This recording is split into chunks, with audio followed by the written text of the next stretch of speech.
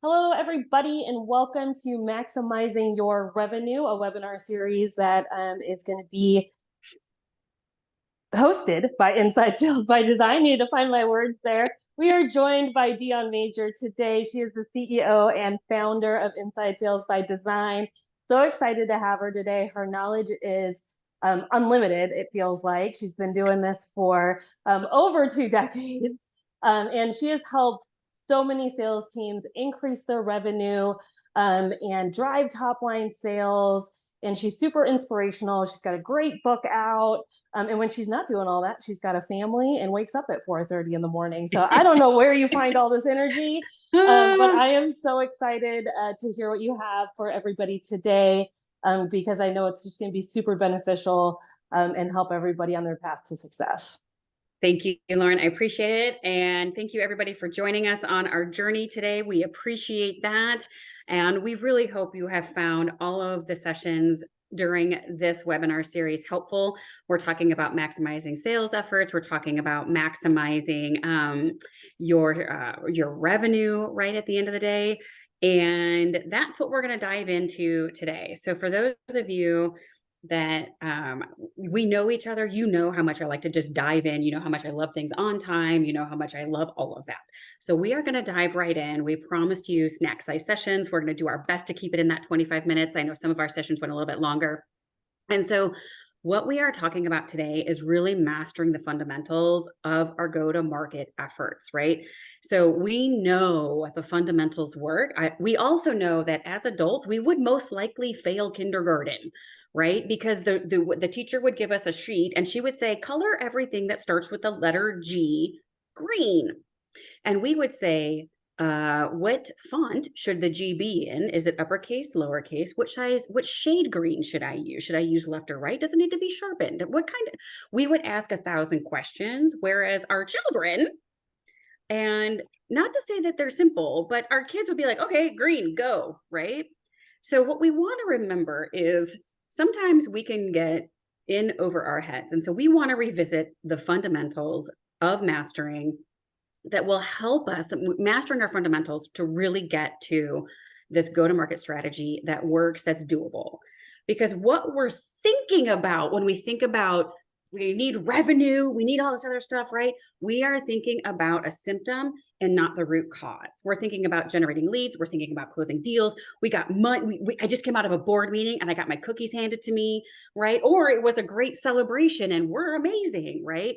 None of those two things are true, right? So everybody probably heard Charlie Teed. The highs, we have to remember the highs aren't that high and the lows aren't that low. We have to maintain a steady eddy, because if you go to the right-hand side of the screen, what we're really thinking about at the end of the day in our subconscious is process improvement.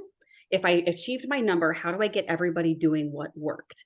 And sometimes we don't know what worked, which is a bigger problem we can't even address in these 25 minutes, right? We're thinking about, does everybody have the same message? Can I repeat what worked? Do we have a compelling offer, right? Sometimes we train our salespeople to step through a door, but we fail to really have them ask a question, right? And it can be as simple as, can we help you implement this? Are you ready to move forward? What does this all look like, right? How do we have effective communication? So important. And I am not good at some of these things, which is why we talk about them, which is why we have to think about what we are doing and how we are impressing upon our teams, right? So when we think about it, and when we, Inside Sales by Design, work with our clients, we always give this graphic, right? Which is, we have to operate in a purpose, perspective, clarity, and execute format. We have to have our goal. Now, for those of you in sales, and that's probably a lot of people here, our goal is our number. Okay, fine, because we don't want to get fired, right? So I am on a one-woman crusade to change that, right? Lauren's joining me. So the movement is growing and the movement is spreading, where, yes, absolutely, if you work for a pro-profit business, we absolutely need an outcome, which is revenue. But revenue is a result. So we really need to understand, what is our purpose, right? James Bennett just talked with us about the connectivity and how we need to make sure that we have, he, in his presentation, he called it the spiritual component of it. For those of us, for us, when you work with us, we talk about what is your team's purpose? And of course, everybody says revenue, to which we say, that's awesome. What else? We don't tell you you're wrong because you're not, right? But we are going to ask you, what else? Why does your team exist? How do you know they're successful, right? And then how do we measure that? Because that gives us perspective and it helps us with clarity and it helps us know how to execute at the end of the day. We have to have that North Star. And it's so well said, Dee, because at the end of the day, we just assume, right? Yes. We assume our team knows. Nope. Like, oh, we're going to get this revenue, and like from where? Right. You know, to state the obvious. Yes. there has to be a building block, pillars in place Yes. for your team to be able to get revenue. You know, Yeah. it's like, are you waiting for the ball to come to you, or are you going to retrieve it? You know, 100%. 100%. We have to know what we're doing. We have to put lines on the road. We have to state the obvious, and then we have to repeat ourselves, right? Because these 7 facts, and there are more, right? We know our world has changed. The past 5 years with COVID and everything else, and now look what's going on in our world. It's always upside down. But with the proliferation of media and access to information, it's never been harder to beat past the noise at the end of the day. Our buyer has changed. And oh, by the way, VPs of sales change seats every 18 months, right? So we are in a constant state of flux. However, our salespeople, our teams, our boards want stability. How do we do that? Right? We also know that, hey, I might buy technology, but if I buy technology and it isn't implemented appropriately, I just spent $3 million on something that is going to look pretty and sit on a shelf. Right? So we know budgets are tight. Number 6 is probably my personal favorite because, like Lauren said, I'm kind of a nerd and I'm okay with that, where accountability is a thing. Do not do something unless you can do it well, right? I am at fault with that. I try to not do that in my professional life, right? But that's why we want to talk about what we're talking about today are these 4 key areas, right? We're talking about why purpose matters more today than ever. We're talking about designing compelling offers and attracting clients. How many of you could raise your hand, even if you're alone or if you're in the car driving or, you're maybe out for a walk. I have been known to raise my hands when I'm out for a walk, right?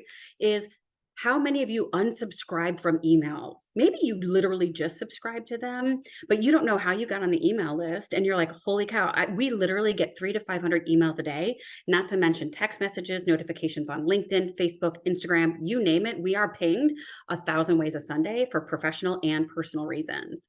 And then we also need to know that what is our unique positioning statement? What do we do? Why are we different? And why should somebody care?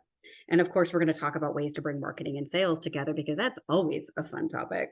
So we are going to talk about our purpose because I love this quote.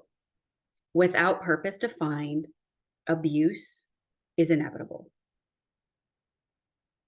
Without purpose defined, abuse is inevitable. Meaning we'll start discounting. When I led sales teams, my team was never allowed to discount. Never. Right? They knew the purpose. Now I had to back in as a trainer to make sure my team was comfortable and capable and felt confident asking questions. Right? So our team purpose might go something like this. I exist to, or we as a team exist to delight our customers. So they stay. So they sign with us. So they stay. So they refer. We do this by being a well-oiled, well-trained machine. We know the business problems we're solving. We know why people want to buy from us. And we know we're successful when, yes, we achieve our targets, but we also know when we're successful when customers stay with us, when they refer us business. I love this, Dee. This is incredible. And in sales, regardless of where you're at, whether it's business to business or business to consumer, so important to understand the value in what you're providing outside of the product. Yes, 100%. And it's personal relationships and the problem you're solving, right? Which is something you talk about a lot. Yes. the problem you're solving for your customer or consumer. This is just so impactful. And I just got, so excited when you were talking about it because, Yeah. the value that you bring to the table cannot be underestimated. No. And I tell that to my team all the time. I being in frontline operations, I'm like, when you are hospitable and you know how to sell well, the food is hotter, the restaurant seems cooler, the lights seem more perfect at the level that they're at when we're at our best as sellers and Yep. as and providing that genuine relationship. Ooh, I love it. Yeah, thank you. And I agree with you, Lauren, on all of that. We do this exercise when we work with our clients. Every single team loves this exercise, and it bands the team together. And every time we do it, every other department starts doing it, right? So it's really, really impactful. So we just talked about purpose. Why does it matter? Because people want to be connected. People don't want to, if you don't have purpose, you should go work at McDonald's, but even they have purpose, right? We are selling past and beyond and more than the widget or service we have. We're selling a feeling. We're selling an experience. We are in the experience and connected economy. And if we don't have a purpose, we are going to lose. So now we're going to talk about, once we've identified our purpose to bring a feeling, to give our teams agency over what we're doing. This is we're now moving into compelling offers that attract clients to us. Nobody likes to be sold. Everybody likes to buy, right? I don't want to go That's to a awesome. store and get bombarded, and I'm good. I will come find you if I need help, right? So again, a little bit of an eye chart for you here today. When we work with our clients, we break down offers into 4 key buckets. And we start with an overarching theme of what is your for now pipeline and what is your for later pipeline. This means we have to know our average deal length.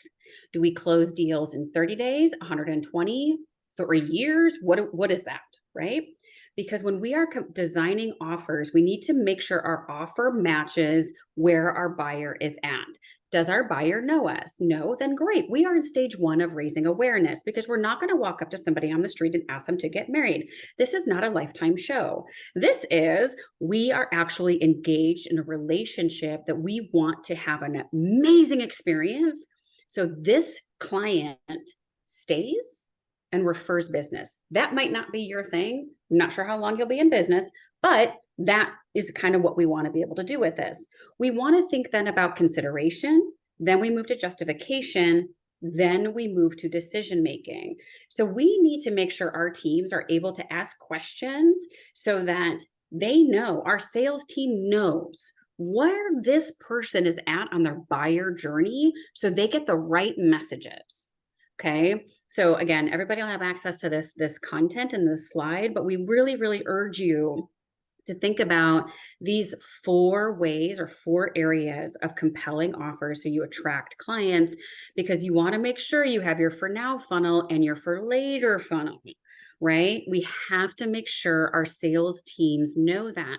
They are hunting, they're competitive, which is amazing, and why we have sales teams, right? And what makes a good salesperson is they're hungry and they like to hunt, right? At the end of the day, they love that interaction and engagement with people.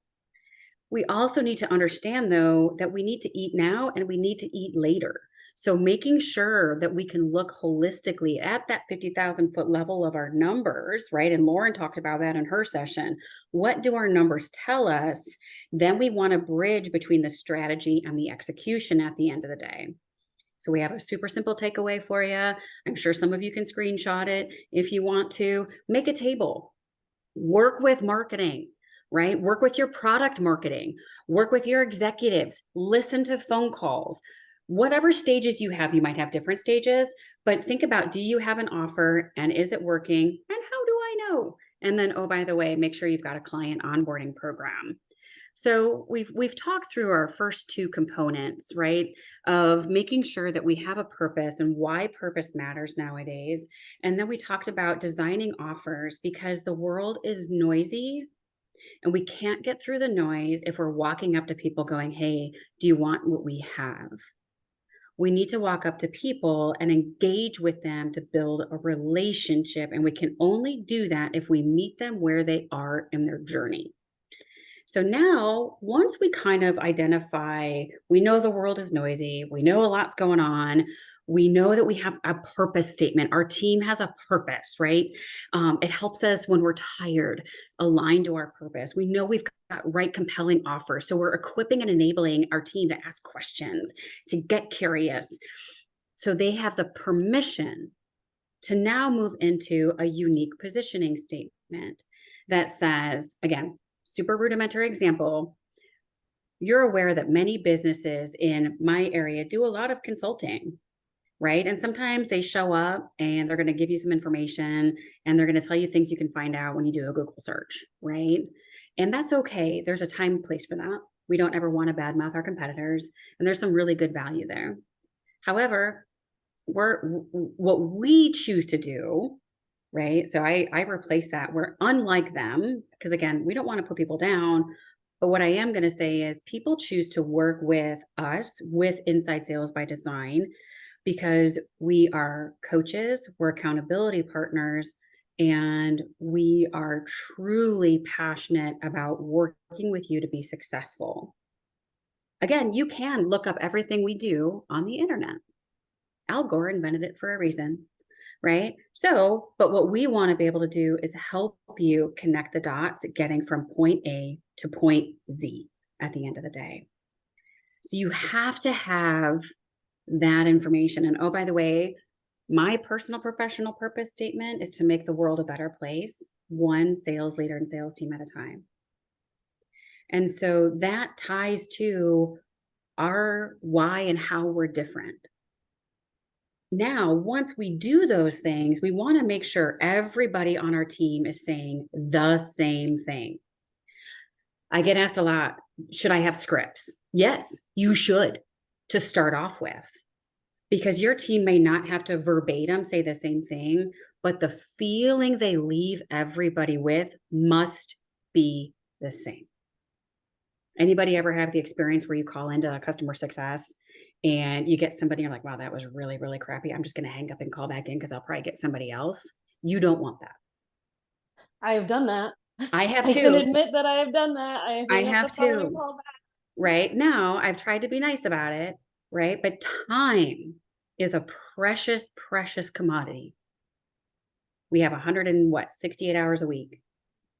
Let's not waste it. Get with your team. Make sure everybody is saying the same thing to convey the same feeling. We're not making robots here, right? Does everybody know your company's and your team's why or purpose statement? Right? A lot of times companies spend a lot of money on creating a purpose statement or a mission, vision, value set, right? Nobody knows what it is. So make sure we're in line with that and hold each other accountable to it.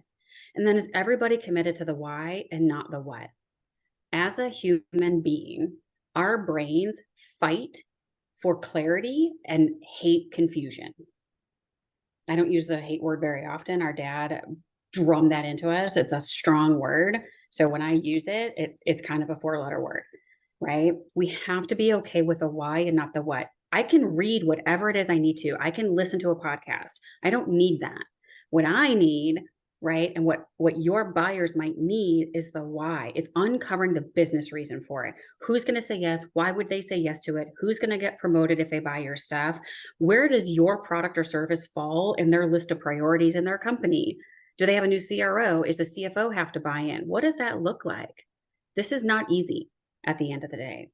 But understanding the why will guide you down a line of questioning that really helps you drive to your goal, purpose, perspective, and clarity.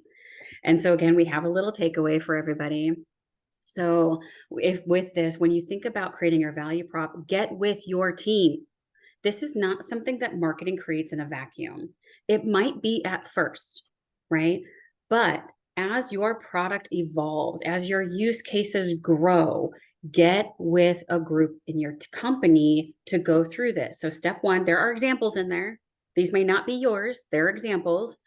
What is your word bank, right? These are verbs. These are not nouns. These are verbs. Your product or service helps companies to do what?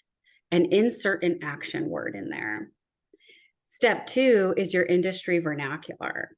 So pick whatever that is. It's only jargon if you're not familiar with it. It's not jargon if it's your industry vernacular.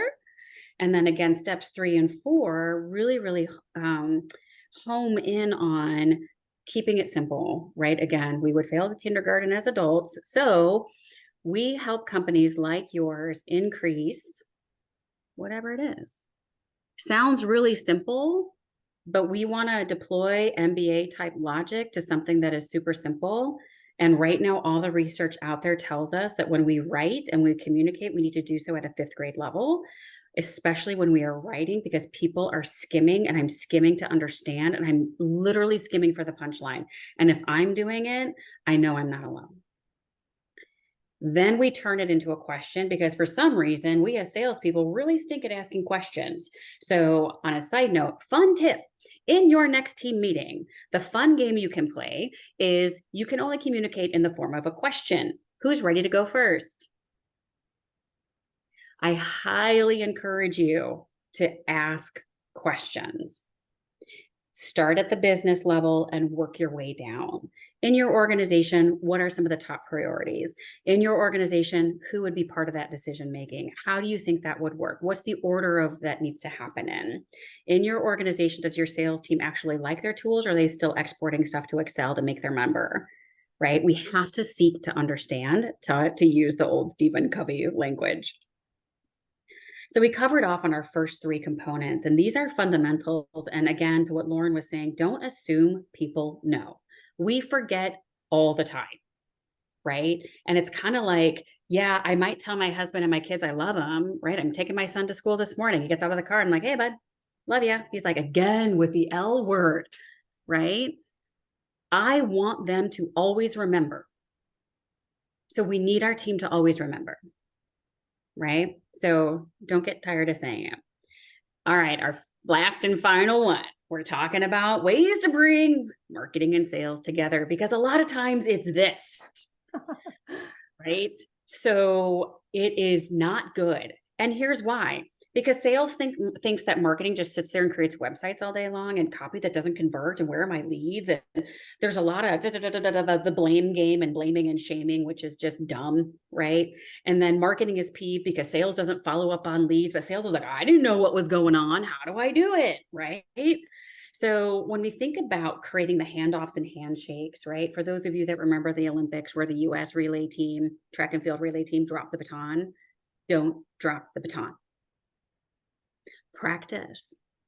Perfect practice makes perfect. So right now we live in a world of hyper personalization. There is 0 reason for us to not personalize anything we do. 0. Be observant, right? So go on LinkedIn. Your person's probably on Instagram. They're probably on Facebook, right? Don't be creepy about it, but you have enough tools in your arsenal to personalize. Everybody up in one seat to the left. Every time we work with organizations, we get marketing to come into a sales meeting. We get them to listen to phone calls. We get sales to go over to marketing and product marketing. We get CROs, VPs, and the CEOs to listen to sales calls, to sit with an SDR, to sit with an AE if you're not doing sales calls, right? We get the AEs to look at a board deck, right? Listen, if you're in a big enough company, you darn well better listen to your board meeting, because the disconnect, the space between those strategic conversations and tactical execution is huge. And we have to bridge the gap. So and it sounds to me like you're talking a lot about communication here. Yeah. And just effectively communicating in different departments too, Yep. right? Yes. Yep. 100%. So that's exactly right, Lauren. And so when we work with organizations and we create a playbook, if you will, and a playbook is a really broad term, we involve everyone. So when we work with organizations, and you don't have to work with us to do this, you can do this on your own. And I'm sure you all do in some way, but there might be a little bit of tension and infighting and all that good stuff, right?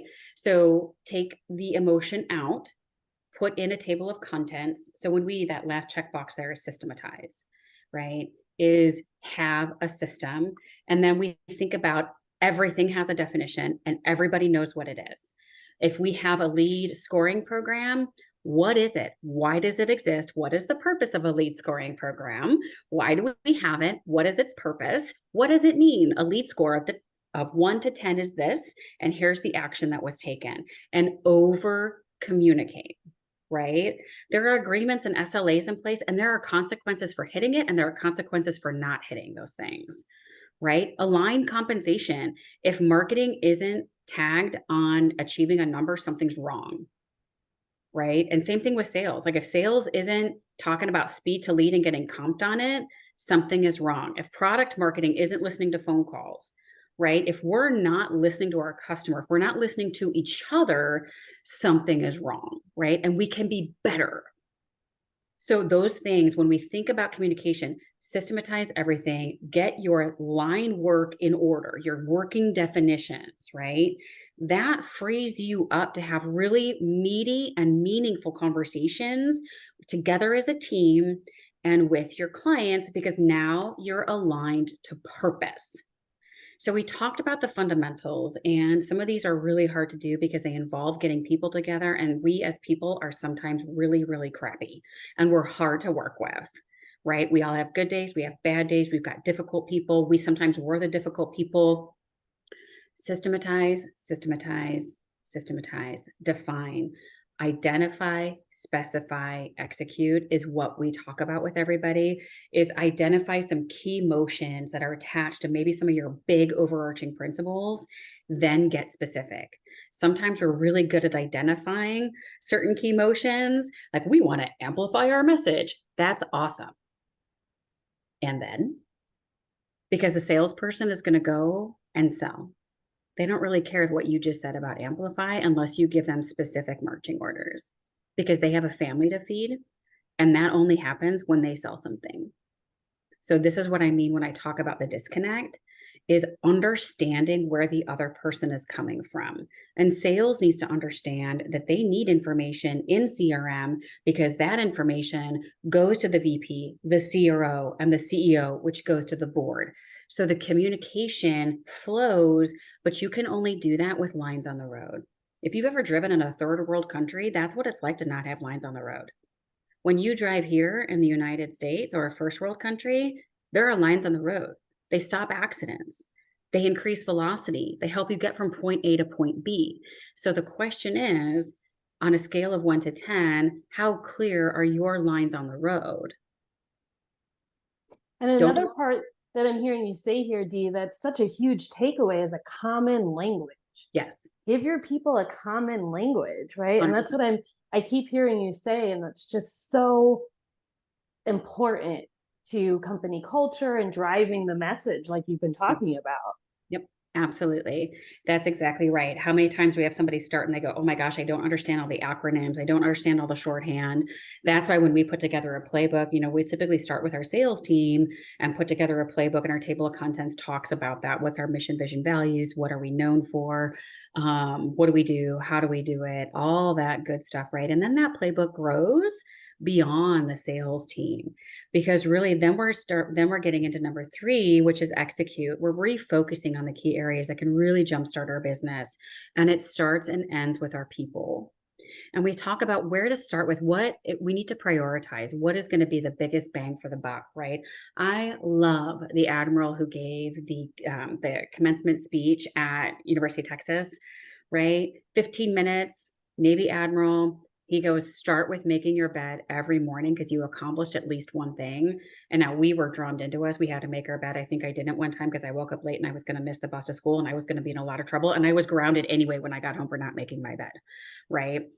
Do the things you have to do and do them first, because then a momentum builds, right? The laws of physics apply universally.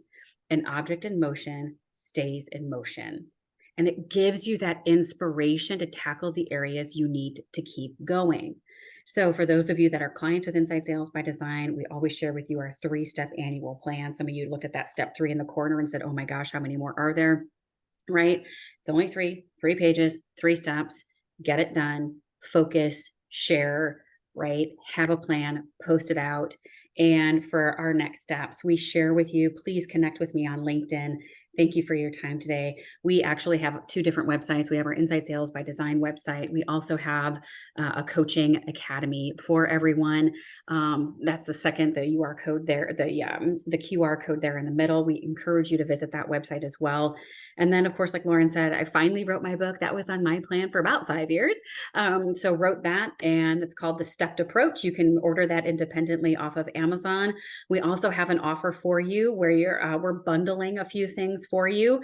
My book, access to the Coaching Academy. We're actually going to also, as part of this webinar series, launch a couple of in-person events for those of you that are excited to get all these worksheets and all these free gifts to come to an in-person workshop. We're going to have limited seats available. So you'll get entered in for a chance to win a ticket to one of those. And then, of course, you're able to access our 12-week group coaching course. Those will be kicking off in January. We're actually going through some of these fundamentals. So if you're interested with that, you can go ahead and email me. We'll get you all of that information that you can go ahead and start with that. And again, thank you for joining us today. We appreciate it. Lauren, back to you to close us out. Dion, always incredible to listen to you. Your knowledge is just inspiring. I've read The Stepped Approach. It is a fantastic book. I will never look at baking the cake the same way. And when you read it, you'll know what I'm talking about, and you're going to say the same thing because it was such a great analogy, and I fell in love with it. Just fantastic approaches to business and being successful. And it was a pleasure being able to join you today and running through these fundamentals. Just so great to hear and so needed. Thank you, Lauren. I appreciate it. All right, everybody. Well, we will see you next time, and these videos will be available to you live, or not live, right? Recorded. So we're excited to see you again soon, hopefully live in 2024. Absolutely. Thank you. Bye, everybody.